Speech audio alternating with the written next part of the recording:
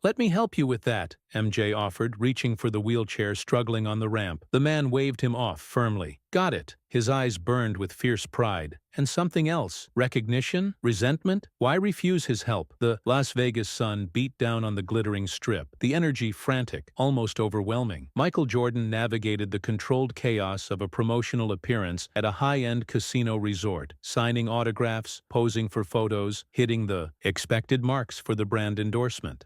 He genuinely enjoyed meeting fans, but the sheer volume and intensity could be draining. During a brief lull, as he moved between designated photo op stations near the resort's sprawling entrance, his attention was caught by a man maneuvering a sleek, high-tech motorized wheelchair towards a slightly steep access ramp leading up to the main promenade. The man, probably in his late 40s, seemed capable, handling the chair with practiced skill. But the incline was challenging, causing the chair's motors to whine slightly as he fought to maintain momentum. He appeared to be struggling, just slightly, to keep the chair tracking straight. Jordan, seeing the minor difficulty, reacted instinctively, moving forward with an offer of assistance. "Hey man, need a hand with that ramp?" he called out, his voice friendly, helpful. The man stopped his ascent abruptly, turning his head sharply towards Jordan. His eyes, behind dark sunglasses, locked onto Jordan's face. He wasn't starstruck. He wasn't flustered. His expression was surprisingly intense, almost defiant. "Got it?" the man replied curtly, his voice firm, rejecting the offer without hesitation. He then, with a visible surge of determined effort, navigated the final few feet of the ramp successfully, maneuvering his chair onto the level promenade without a backward glance. Jordan stood there, momentarily taken aback. The refusal wasn't just polite. It felt pointed, almost like a rebuke. The man's intensity, the sheer force of his pride in that moment, seemed disproportionate to a simple offer of help with a ramp. Most people, especially struggling, would have gratefully accepted assistance, particularly from Michael Jordan. Why the firm rejection? Why the almost hostile energy radiating from him? It wasn't just pride in his independence, Jordan sensed. It felt personal, directed specifically at him. Had Jordan inadvertently offended him somehow earlier?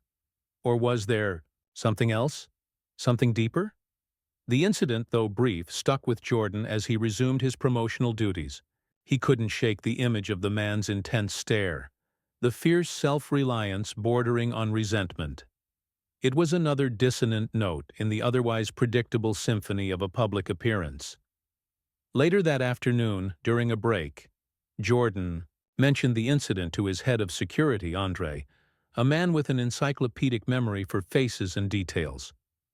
"Andre, did you see that guy on the ramp earlier? Motorized wheelchair, dark sunglasses, maybe late 40s? Seemed intense." Andre frowned thoughtfully. "Yeah, boss, I clocked him. Recognized him, actually. Name's David Chen. Used to be pretty high up in tech. Cybersecurity specialist, I think. Had a bad skiing accident about 10, maybe 12 years ago. Left him paralyzed from the waist down." Andre paused, tapping his temple. "Why? Did he cause trouble?" "No," Jordan said slowly. "Not trouble. Just seemed really resistant when I offered to help him with the ramp. Almost angry about it." Andre's eyes widened slightly with dawning comprehension. "Oh, yeah, that actually makes sense, boss, given the history." "History?" Jordan repeated, confused. "What history? I don't know David Chen." "You don't know him now," Andre clarified carefully. "But your paths crossed once before. Indirectly but significantly. Right after his accident, actually." Andre hesitated, clearly choosing his words. "Remember that charity initiative you backed? Heavily around that time? The one funding cutting-edge spinal cord injury research and rehabilitation programs? Providing grants for advanced prosthetics and mobility devices?" Jordan nodded. He remembered it well. It was a cause he felt strongly about, pouring significant personal funds and leveraging his influence to support advancements in the field. Well, Andre continued, David Chen was one of the very first recipients of a major grant from that specific program, right when he needed it most. His insurance was fighting him on covering the experimental rehab he needed, the advanced wheelchair, the home modifications. He was desperate, facing financial ruin on top of the life-altering injury. Andre leaned closer. The grant from your foundation? The one you championed? It literally saved him, paid for the top-tier rehab, got him this exact high-tech chair he uses now, allowed him to eventually get back to work, rebuild his life. He credited that grant, and by extension, you, for giving him a fighting chance when everything looked hopeless. This was the midpoint, the stunning revelation. The man who had fiercely rejected his help wasn't a stranger harboring some unknown resentment. He was David Chen, a direct beneficiary of Jordan's own philanthropic efforts, someone whose recovery and current independence were significantly enabled by the very foundation Jordan supported. Why, then, the intense rejection? Why the seeming anger? It made no sense, unless the pride ran deeper than just navigating a ramp. Unless accepting direct, personal help from Michael Jordan now somehow negated or diminished the monumental effort he had put into his own recovery, the recovery Jordan's anonymous foundation grant had helped make possible? So he knows the grant came from my foundation? Jordan asked, trying to understand Chen's mindset. Oh yeah, Andre confirmed. It wasn't anonymous to the recipients. They knew who was funding the program. He apparently wrote several letters to the foundation afterwards, expressing his gratitude, detailing his progress. Never asked for anything more, just wanted the anonymous benefactor to know the impact. Anonymous benefactor. Jordan hadn't met the recipients personally, preferring to keep his philanthropic efforts focused on funding the programs, not seeking personal accolades. He'd never seen Chen's letters. He hadn't known the individual stories. Until now. Now, standing face to face, Chen had recognized him. And instead of expressing that gratitude, he had fiercely rejected a simple offer of help. Jordan felt a complex mix of emotions. Confusion, primarily, but also a dawning understanding. For David Chen, accepting that grant years ago might have been a necessity born of desperation. But rebuilding his life, mastering his new reality, achieving the level of independence he now clearly possessed, that was his victory. Won through years of grueling rehabilitation, sheer willpower, and fierce determination. Accepting a casual offer of physical assistance now, especially from the symbolic figurehead behind the initial grant, might have felt like undermining that hard-won independence.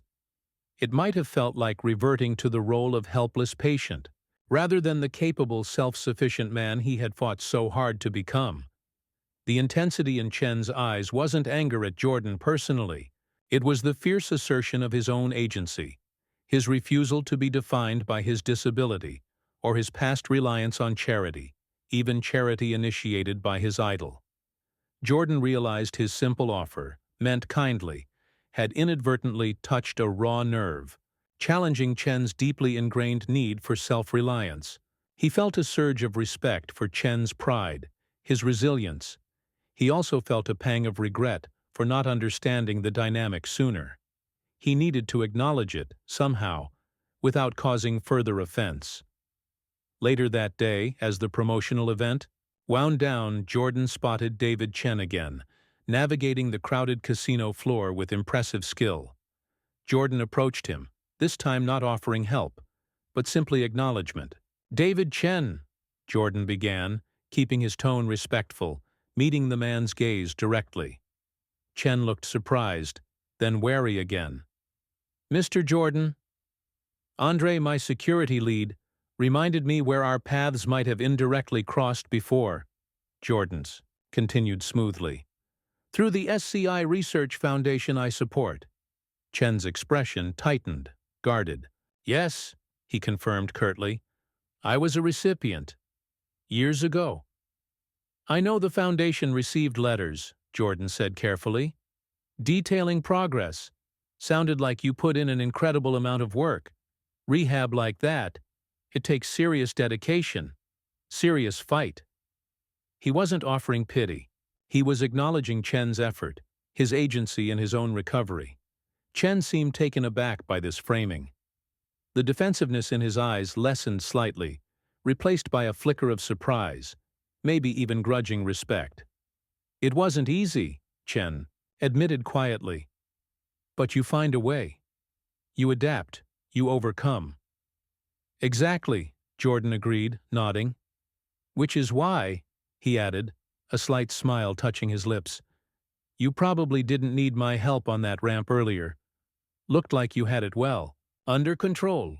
He offered it as an observation, a statement of respect for Chen's capability, subtly apologizing for the earlier intrusion without explicitly saying so. Chen held Jordan's gaze for a long moment, the intensity softening, replaced by understanding. He finally allowed a small, genuine smile to emerge. Yeah, he conceded. I had it. But, he added, the smile widening slightly, thanks for noticing. In that brief exchange, the tension dissolved. The misunderstanding was bridged. The hidden truth wasn't about resentment or anger. It was about the fierce pride of a man who had rebuilt his life against incredible odds, refusing to be defined by his need for help, even from the person whose philanthropy had provided a crucial lifeline years before. It was a powerful statement about independence, resilience, and the complex relationship between gratitude and self-reliance. How does receiving significant help, even when desperately needed and gratefully accepted, impact a person's long-term sense of independence and pride? What are the most effective ways to offer support and acknowledgement while still respecting an individual's agency and hard-won self-reliance? Share your thoughts in the comments and subscribe for more stories exploring the complexities of human resilience and connection.